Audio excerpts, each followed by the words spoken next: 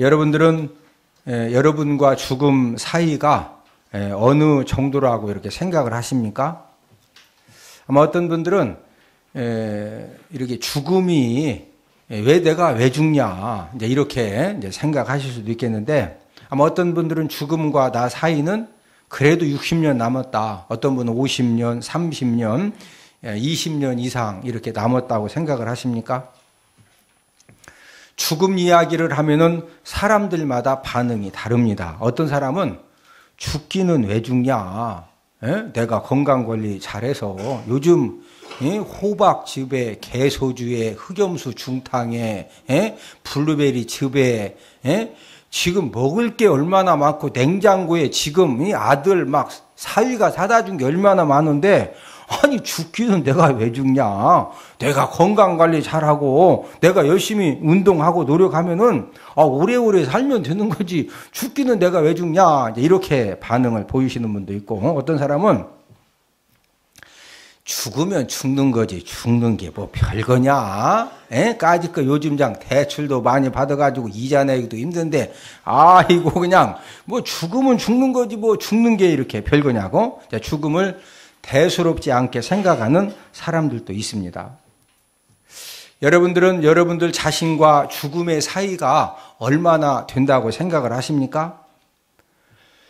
오늘 본문 3절 하반절에서 다윗은 나하고 죽음의 사이는 한 걸음뿐이다, 이렇게 이제 고백을 했는데, 우리 오늘 본문 3절 하반절을 우리 함께 읽습니다. 시작. 그러나 진실로 여호와의 살아 계심과 내 생명을 두고 맹세하노니 나와 죽음의 사이는 한 걸음뿐이니라. 저와 여러분들 또 한순간에 죽을 수 있다는 그런 사실에 대해서 어떻게 생각을 하십니까? 살려고 왔더니 자꾸 죽는다고 그러고 참 이렇게 그래도 한 번은 다 죽어야 되거든요. 작년 6월에 전남 곡성 군청 그 공무원인 39세 양대진 씨가 늦은 시간까지 군청 업무를 처리하고 이제 버스를 타고 집으로 귀가를 했습니다. 이제 귀가하면서 아내하고 이제 전화 통화를 한 거죠. 내가 오늘 좀 일이 늦어져서 몇 시 정도에 버스를 탄다. 이제 이렇게 얘기하니까 아내가, 임신 8개월 된 아내가 6살 된 아들을 데리고 버스 정류장에 남편을 마중을 나갔어요. 그래서 이제 버스 정류장에서 함께 만났습니다.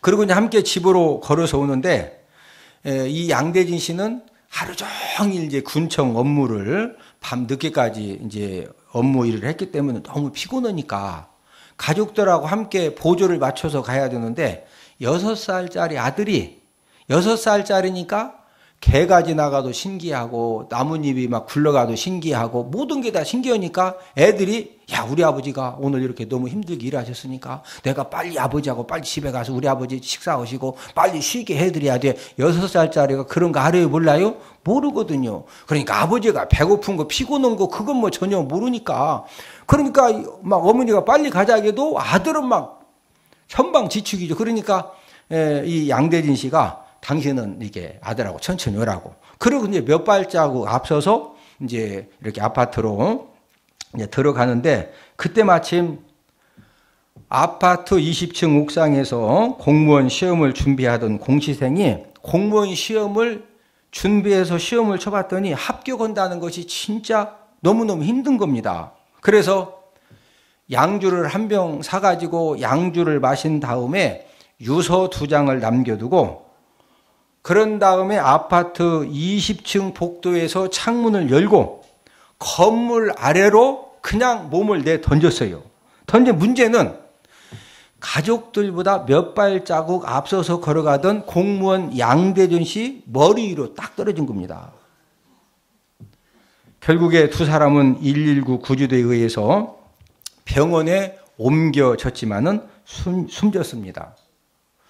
숨진 39세 군청 공무원은 고려대 유전공학과를 졸업한 후에 공무원 시험에 합격을 해서 그래서 전남 곡성군 이제 군청에 공무원으로 발령 받아가지고 이러다가 이런 변을 당한 것입니다.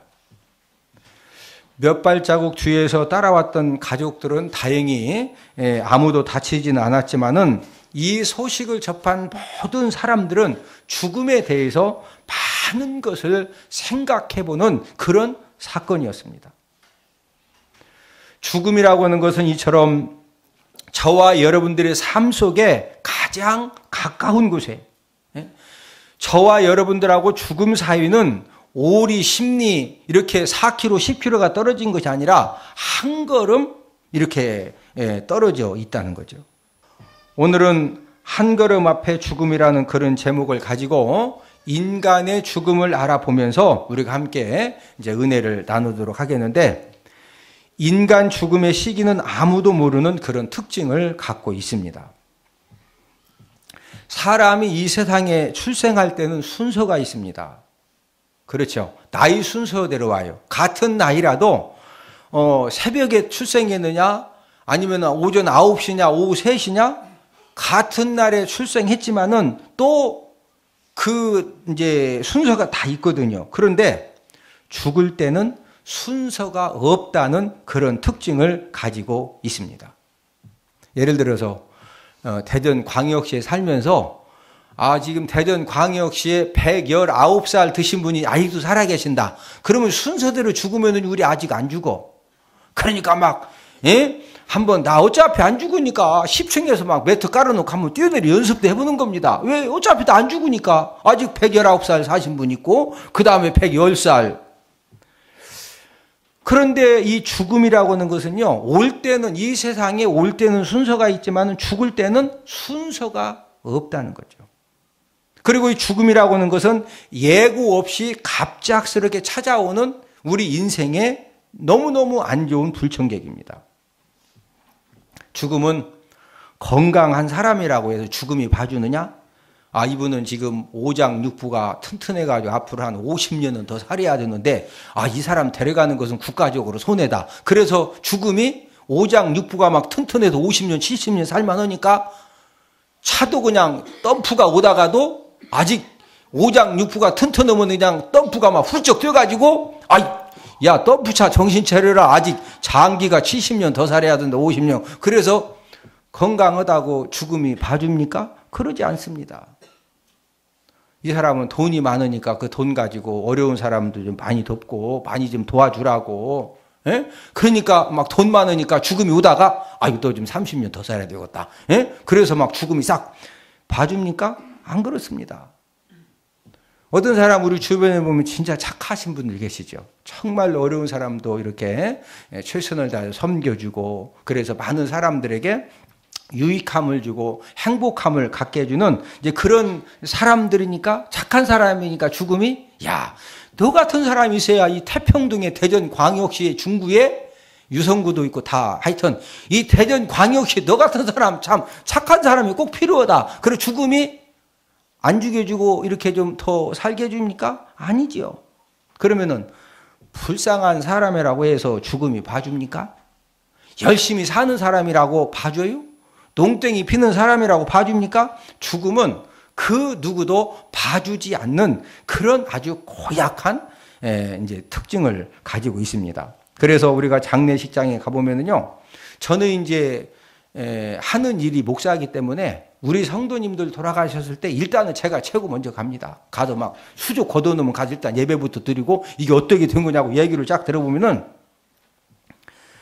하여튼 돌아가신 장례식장에 가서 보면은 예를 들어서 이제 뭐 중환자실에서 막 산소 호흡기 꽂다가 이렇게 돌아가시는 분들은 가족들이 다 압니다. 언제쯤 이렇게 내일 떼야 되느냐, 3일이다 떼야 될 거냐, 아니면 미국에 자식이 오니까 좀 이렇게 좀 더 며칠 더 이렇게 좀 안 뛸 거냐, 다 알고서 떼거든요. 그러나 갑작스럽게 막 이 교통사고라든지 갑작스러운 사고로 심장마비로 갑작스럽게 돌아가셨을 때는요, 가서 보면은 이 죽어진 이 사연들이 너무 기막히고, 그 사람은 죽어서 뭐 아무것도 모르지만 살아있는 가족들이 그 한 사람이 죽은 것 때문에 그 막 엄청난 그 힘든 거 어려움을 다 해결하느라고 막 사람 죽어서 힘든데 빚 받으러 왔지 막 또 어떤 사람 고액한 사람들 와가지고 막 한 잔 마시고서 그냥 내 돈 안 갚냐고 막 거기서 막 깽판 놓치 그러니까 그냥 진짜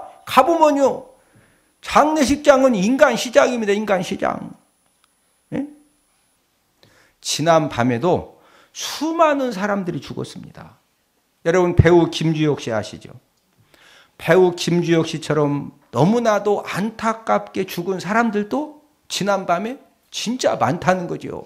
예? 중환자실에 계시다가 오랫동안 지병으로 고생하시다가 돌아가시는 경우는 누가 봐도 그래. 그만큼 고생하셨으면 이제 가셔야지. 서운하지만. 예? 그런데 배우 김주혁 씨 같은 경우에는 전 국민들이 다 이렇게 안타까워하고 왜? 진짜 좋은 사람이고 젊은 사람이고 능력이 있고 예? 뭔가 국가를 위해서 또 이렇게 예? 하여튼 영화 이런 그런 부분에서 많은 공헌을 할 수 있는데 갑자기 죽으니까 얼마나 많은 사람들이 안타까워해요. 이처럼 지난 밤에도 예? 지금 예배드리는 지금도 막 죽고 있어. 예? 언제 죽을지 모르는 저와 여러분들이 어떻게 사는 것이 지혜일까요? 그것은 죽음의 준비를 우선적으로 하고 살아야 된다는 거죠. 여러분, 아파트 하나를 장만하기 위해서는 아파트 청약금을 넣고 아니면 어떤 경우 부모님이 바로 그냥 돈 주셔서 사는 경우도 있지만은 바로 사더라도 내가 어떤 아파트를 살 것이냐. 예? 직장하고 애들 학교하고 여러 가지를 다 고려해가지고 다른 것은 다 준비를 철저히 하면서 하거든요. 그런데 이 죽음은 우리에게 준비할 기회를 줘야 안 돼요? 밤새 안녕하면은 나는 지금 앞으로 내가 10년만 열심히 살다가 내가 그냥 죽음을 잘 준비해가지고 내가 막 멋지게 한번 죽어야 되겠다. 근데 그 죽음이 내가 원하는 대로 지금 죽음이 와요. 내 의사와 상관이 없어요? 내 의사와 상관이 없는 겁니다. 그러면은 우리가 우선적으로 이렇게 죽음의 준비를 잘하는 것이 가장 지혜로운 그런 삶을 사는 건데 여러분들은 지금 죽음 준비는 잘 하시고 이렇게 열심히 살아가고 계십니까? 두 번째로 갑작스러운 인간 죽음을 어떻게 대처해야 할까요? 저와 여러분들 인생을 살면서 죽음을 잘 준비하고 사는 지혜가 필요한데 그러면 이제 지옥에 갔어요. 우리가 지옥에 가면은 어떤 고통을 당하는지 아십니까? 자, 우리 마가복음 9장 48절을 함께 읽습니다. 시작. 거기 지옥에서는 구더기도 죽지 않고 불도 꺼지지 아니하느니라. 자, 예수님께서 저와 여러분들에게 이 지옥의 이 특성을 말씀을 해주셨는데 이 지옥에는 뭐가 있느냐? 불도 꺼지지 아니하느니라. 영원히 꺼지지 않는 불이 있는데 천국에 가지 못하고 지옥에 가는 사람은 그 영원히 꺼지지 않는 그 불 구덩이에 들어가서 구더기도 죽지 않는, 그러면 구더기도 지옥 간다는 거냐? 그게 아니고 그 지옥불에 들어가면은 사람이 죽는 것이 아니라 죽지 않고 그 불의 고통을 영원히 당해야 된다. 이것을 강조하기 위해서 구더기도 죽지 않고 참새도 죽지 않고 막 많이 쓰면 이제 복잡하지가 그냥 구더기도 죽지 않는다 이렇게 표현을 한 거예요. 여기서 말하는 것은 사람이 지옥에 들어가면은 영원히 그 불의 고통을 당해야 된다는 거죠. 제가 이렇게 말씀드리면은 목사님 나 지옥 좀 보여주세요. 나 그러면 당장 내가 오늘부터 그냥 여기다 솥단지 걸어놓고서 내가 교회에서 살고 막 열심히 교회 다니겠습니다. 이렇게 이제 생각하실 수도 있겠습니다. 하나님을 믿지 않는 분들이 대부분 지옥이 없다고 부정을 하는데 이제 이 천국과 지옥이 어디 있느냐 이제 이런 부분을 강조하실 때 가장 많이 사용하는 논리가 뭐냐면요, 목사님 내 눈에 좀 지옥과 천국 좀 보여주세요. 천사가 있고 귀신이 있다고 그러는데 이 천사하고 귀신 좀 보여주세요. 내가 그럼 바로 그냥 대전 은폭교회 아주 그냥 이번 주부터 다니겠습니다. 이런 분들 제가 자주 만나거든요.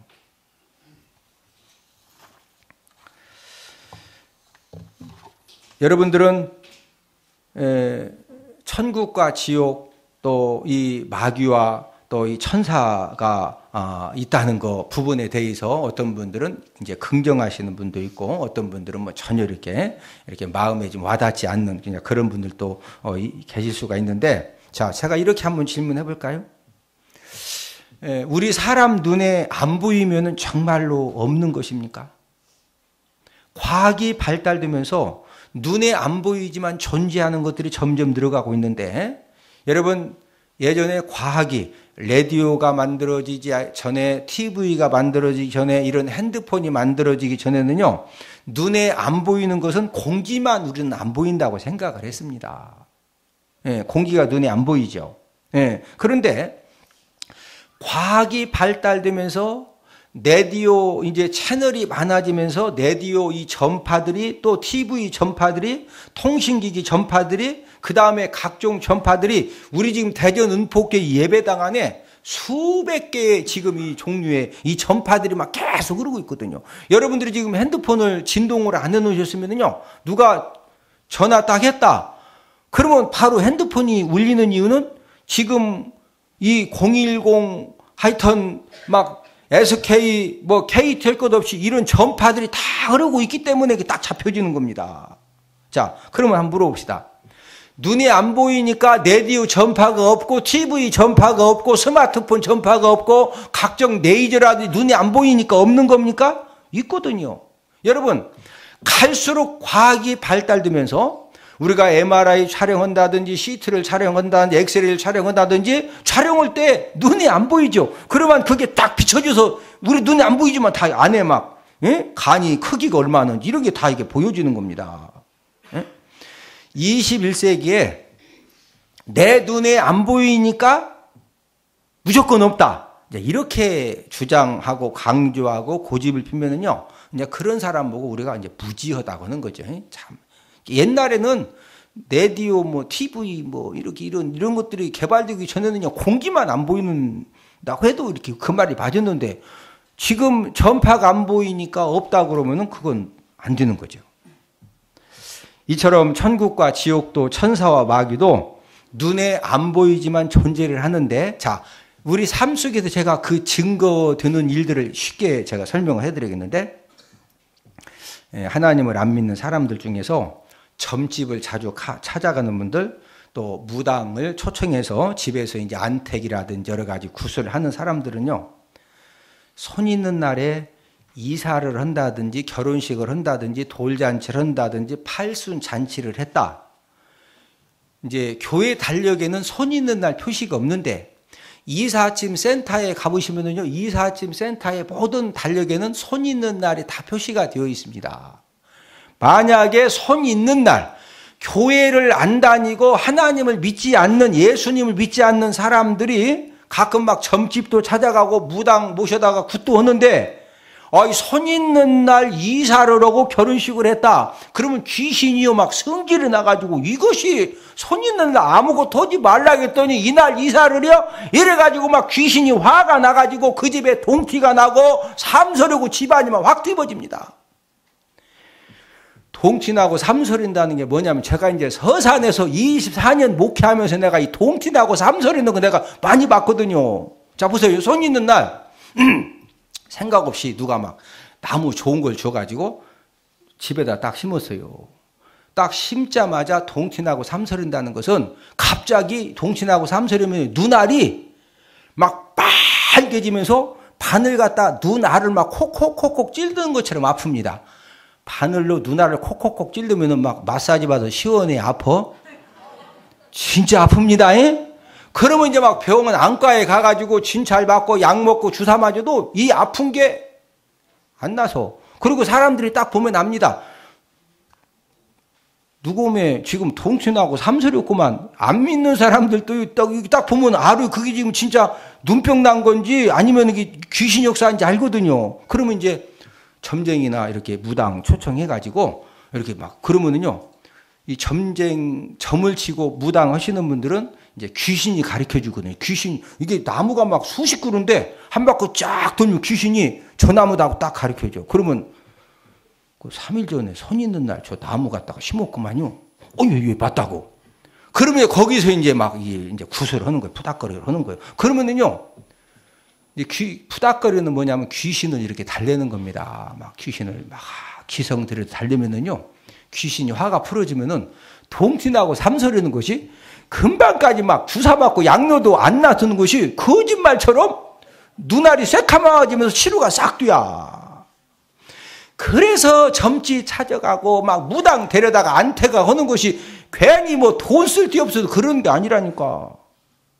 자, 그런 걸 보면은 진짜 귀신 있어 없어? 눈이 안 보이지만 귀신 역사해 안 해? 역사하거든요. 그런데 제가 24년 동안 목회했던 이 서산시 고봉군 사기리는 천지창조일에 거기가 원래 바닷가에 있습니다.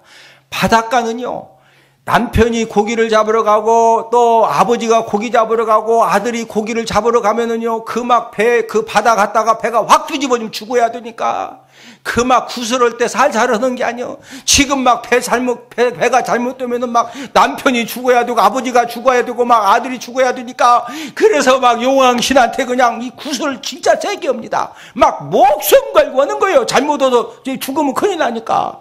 그러니까 그 지역은 이 동친하고 삼설이고 귀신 역사가 진짜 셉니다.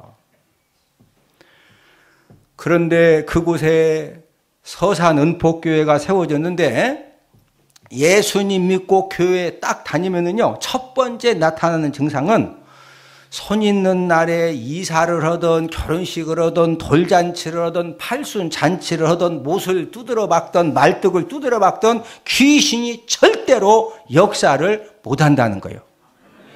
할렐루야. 아마 우리 연세 드신 분들은 어렸을 때 지금 막 못 잘못 박아가지고 소집을 잘못 쪄가지고 집을 방향을 잘못 잡아가지고 손 있는 날 이사해가지고 나무 심어가지고 동티나고 삼설했다고 그러면은 이 말을 지금 이해를 잘 하실 거예요. 에? 가끔 가서 또 막 이렇게 우리 아들 지금 막 왜 결혼을 늦냐고 또 가서 가끔 찾아보고 가보신 분들은 막 서쪽으로 가라고 그러고 막 물 조심하라고 그러고 이렇게 해봐서 지금 뭔 말인지 이해하시죠? 에? 안 가보신 분들은 잘 모르시지만. 눈에 안 보이지만은 귀신이 있다 없다? 있습니다. 자, 귀신이 있다는 건 천사도 있다 없다? 있다. 자, 귀신과 천사가 있다는 것은 천국과 지옥이 있다 없다? 있다는 거죠. 사람들이 인정하든 안 하든 사람이 죽으면은 천국에 가느냐 지옥에 가느냐 그런 심판을 받고서 저와 여러분들 의사와 상관없이 우리는 천국에 가든지 이제 지옥에 가야 되는데, 여러분들은 어느 곳에 만약에 이제 5년 안에 10년 안에 아니면 오늘 밤에 예를 들어서 딱 죽었다 이거예요. 그러면은 여러분들은 천국 가실 수 있을 것 같아요? 지옥 갈 것 같아요? 어떤 분들은 나는 무소속, 나는 여기저기 안 간다고. 죽으면은요, 무소속 없어. 정치는 무소속 있지만은 죽으면은 나는 무소속, 내 의사와 상관없어. 내가 천국 가든 지옥 가든 한 건 무조건 가야 됩니다. 오늘 이렇게 영혼 구원의 날을 맞이해서 이제 귀한 분들을 초청해서 함께 예배를 드리는 것은 이제 다른 목적은 아니고, 사람이 한 번은 죽는데 죽은 다음에 내가 원하든 원치 않든 천국에 가느냐 지옥에 가느냐 이것이 결정되는 심판을 받아야 한다는 거죠. 이걸 여러분들에게 다시 한번 소개해 드리면서, 그러면서 아울러서 천국 가는 그런 방법과 길도 가르쳐 드리기 위해서 오늘 이렇게 우리가 초청해서 함께 귀한 분들과 예배를 드리고 있습니다.